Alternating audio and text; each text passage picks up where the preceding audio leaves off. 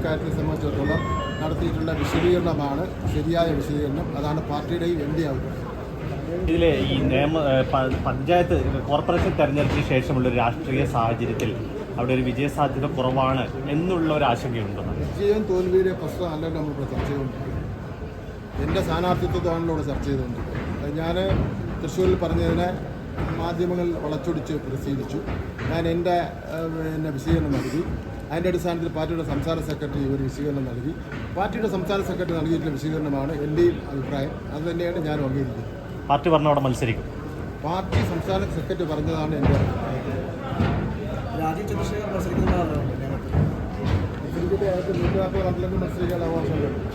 Minister, Congress 100 seat നേടും എന്നുള്ള ലക്ഷ്യത്തോടുകൂടിയാണ് മുമ്പോട്ട് വരുന്നത്. അങ്ങനെ ഒരു ഭീതിയുണ്ടോ CPM? സ്ഥാനാർത്ഥി ചർച്ചകളൊക്കെ ആയിരുന്നു.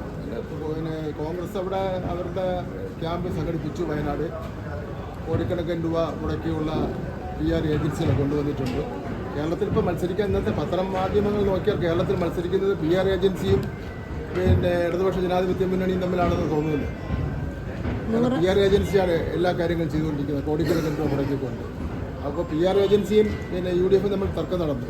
കാര്യത്തിൽ ഭരണവിരുദ്ധ വികാരമുണ്ടെന്ന് പ്രചരണം നടത്തണമെന്ന് പറഞ്ഞപ്പോൾ അവരുടെ സർവേയിൽ നിന്ന് കിട്ടിയ ഇവരനുസരിച്ചാണെങ്കിൽ ഭരണവിരുദ്ധ വികാരമില്ല.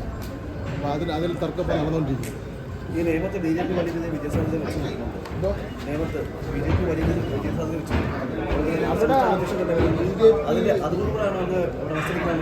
BJPയുടെ അക്കൗണ്ട് കേരളത്തിൽ നിയമത്തിൽ ക്ലോസ് ചെയ്തു.